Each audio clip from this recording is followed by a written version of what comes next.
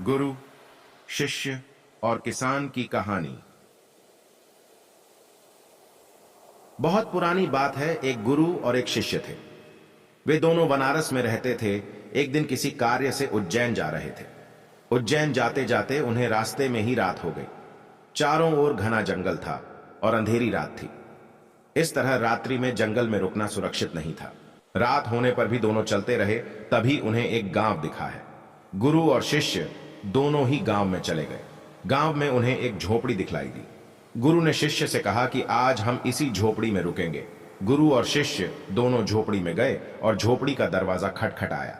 झोपड़ी से एक गरीब आदमी बाहर आया और गुरुजी उस व्यक्ति से बोले, हम दोनों बहुत दूर से आ रहे हैं और रात्रि अधिक हो गई है। जंगल में रहना खतरे से खाली नहीं है, इसीलिए हम रात्रि में यहां रुकना चाहते हैं। वह व्यक्तिगत गरीब अवश्य था, किंतु दिल से बहुत नेक इंसान था। उसने सम्मान पूर्वक गुरु और शिष्य को झोपड़ी के अंदर बुलाया और उन्हें स्वादिष्ट भोजन करवाया और रात्रि में सोने के लिए बिस्तर भी लगा दिए। भोजन करने के पश्चात गुरुजी ने उस गरीब व्यक्ति से पूछा, तुम्हारा घर तो बहुत छोटा है, किंतु तुम दिल के बहुत धनवान हो। तुम्हारी रोजी रोटी का साधन क्या है?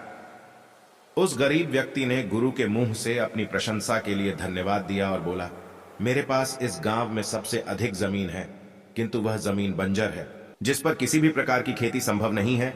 इसलिए मैंने अपनी रोजी रोटी पालन के लिए एक भैंस रखी है। उसी भैंस का दूध और घी बेचकर मैं अपनी रोजी रोटी चलाता हूं। उस व्यक्ति की बात गुरुजी को कुछ अजीब सी लगी, किंतु वह कुछ नहीं बोले और सोने चले गए। देर रात में गुरुजी उठ गए और अपने शिष्य से चलने के लिए कहा। दोनों गरीब व्यक्ति को बिना बताए घर से निकल गए और जाते जाते गुरुजी उसका भैंस को अपने साथ ले गए।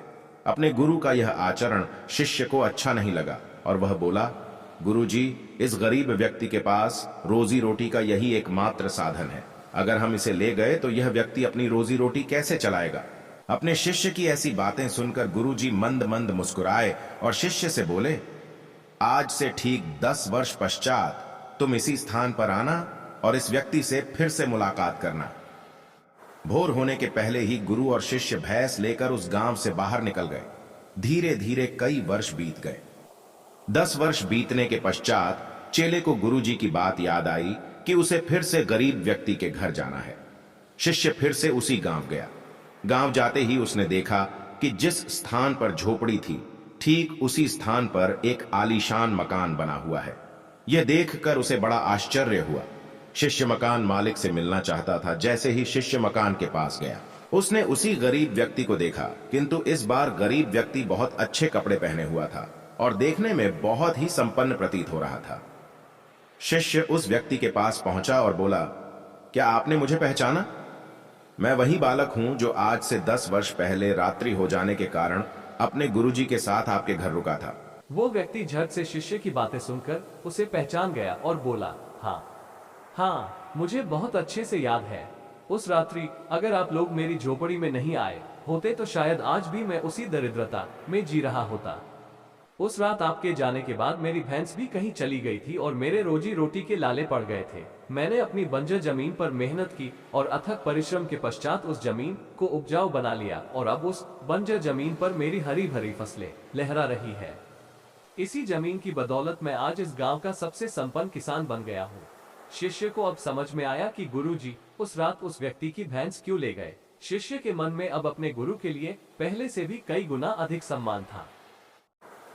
गुरु और शिष्य और किसान की इस कहानी से हमें ये शिक्षा मिलती है कि गुरु द्वारा लिए गए निर्णय देखने में भले ही कठोर लगे, किंतु वो लोगों की भलाई के लिए। हमारी इस छोटी सी कहानी की वीडियो देखने के लिए धन्यवाद। आपको हमारी ये कहानी कैसी लगी? अगर अच्छी लगी हो तो लाइक करें और कमेंट में जरूर बताएं। ऐसी और अच्छी कहानियां के लिए हमारे चैनल को सब्सक्राइब करें।